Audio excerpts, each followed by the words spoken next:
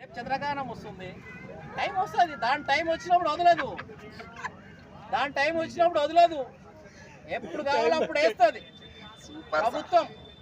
రేపు చంద్రగ్రహణమే, ఆ గ్రహం వచ్చినప్పుడు ఎవ్వడు వదలడు, ఏ భూమి ఎక్కడ పోదు. ప్రభుత్వానికి ఏది చెందాలో అది చెందుతుంది. హైడ్రా ఉంది, హైదరాబాద్కు అండదండ హైదరాబాద్ ఉంది. రాజకీయ నాయకులు అనుకుంటారు కానీ ఏదైనా కావాలంటే మనం కూల్చేయాలంటే కూల్చేస్తారు. అందరు కలిసి ఓకే అవుతారు, మళ్ళీ ఎవరు మాట్లాడారు. అది గుర్తుపెట్టుకోండి ప్రజలు. అది కరెక్ట్. అవునా కదా? ఇప్పుడు దీని ఖమ్మంలో ఇల్లు కూల్చేయడం వల్ల దీనివల్ల ప్రభుత్వానికి ఏదన్నా మైనస్ అయ్యే ఛాన్సెస్ ఉన్నాయా లేదా సార్? ప్రభుత్వానికి ఏది మైనస్ కాదు. అంటే అంతమంది ఏడుస్తున్నారు కదా, మరి దానివల్ల పార్టీలకు మైనస్. ప్రభుత్వానికి ఏం కాదు, గుర్తుపెట్టుకో. ప్రభుత్వ అధికారులు వాళ్ళే ఇస్తారు, వాళ్ళే కొడతారు.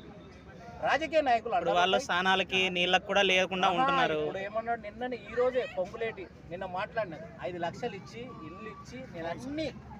పొంగులేట్ అంటే ఖమ్మం అంటే పొంగులేట్, అది గుర్తుపెట్టు. ఓకే, గేటు దాటని అన్న టీఆర్ఎస్ వాళ్ళని గేటు తలగనియలే అసెంబ్లీ. ఆయన మాట అన్నాడంటే పానం పోయినా కానీ పని చేసి చూపిస్తాడు పొంగులేటి. అది గుర్తుపెట్టుకోండి ఎప్పుడైనా. దీనివల్ల ఏదైతే ఉండదంటారు, దీనివల్ల ఏదైతే ఉండదంటారు ప్రభుత్వానికి ఏది ఉండదు, ప్రభుత్వ అధికారులు